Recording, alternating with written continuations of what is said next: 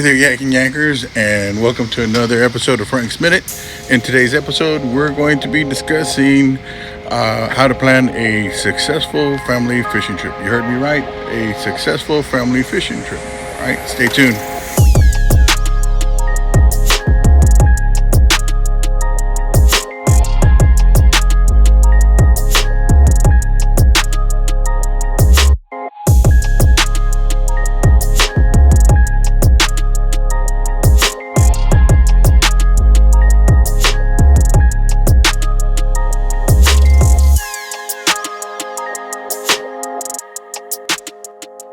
Hey guys, before we get into how we can learn how to plan a successful family fishing trip, I want to ask you to please help us out here at Yak and Yackers by hitting that like button, subscribing down below, and also leaving us a comment. If you would like to reach us, try doing so by emailing us at yakingyackers@gmail.com.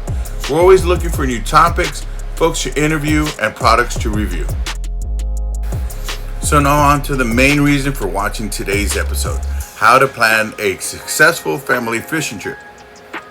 It can be done. It can be done. I'm going to go over 5 easy steps that I've used personally on each of our very first fishing trips that we took as a family. Number 1, although it's a fishing trip, don't make the fishing the main reason for the trip.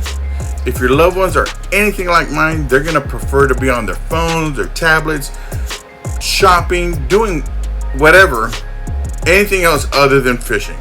So make sure that you include plenty of time for them to do what they enjoy and what they like, and then find a way to incorporate fishing into the trip.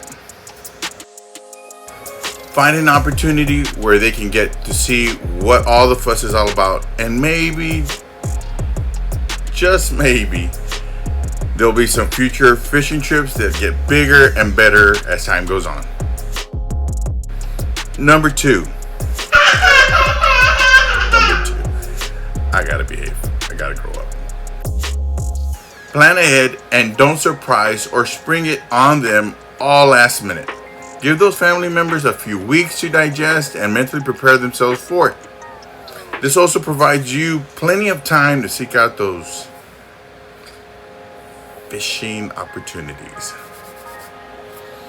Number 3, speaking of planning, this ties into number 2. I gotta get better at this. Since we already agreed that fishing is not priority number 1, then plan accordingly. Take 2 or 3 rods and one of your lure boxes. Also, ask yourself the following questions. When you finally get to that fishing part of the trip, ask yourself, are we fishing from a boat? Are you doing some bank fishing, surf fishing? Does anyone get sea or motion sickness? Should I be concerned about mosquitoes? What's the weather gonna be? Is there Wi-Fi? God, I hope so. Number 4, know your family limits. We already know you can be out on your kayak for hours and you can probably stand the heat for hours on end. But what about your kids? And what about your spouse? Remember that the main objective is to have a great time, and hopefully your family will get hooked on fishing at the same time. I'm trying, folks. I am really trying. So when those fishing opportunities do come up, don't be out there for hours unless your family really takes a real liking to it. See what I did there? Drums, please. No. An hour or an hour and a half of fishing should suffice. And finally, number 5, the big cinco. Spend quality time with your family. Ensure to incorporate some of their likes into the trip as well. Going out to eat, visiting local attractions, going for a swim, take a hike. No, that didn't sound right.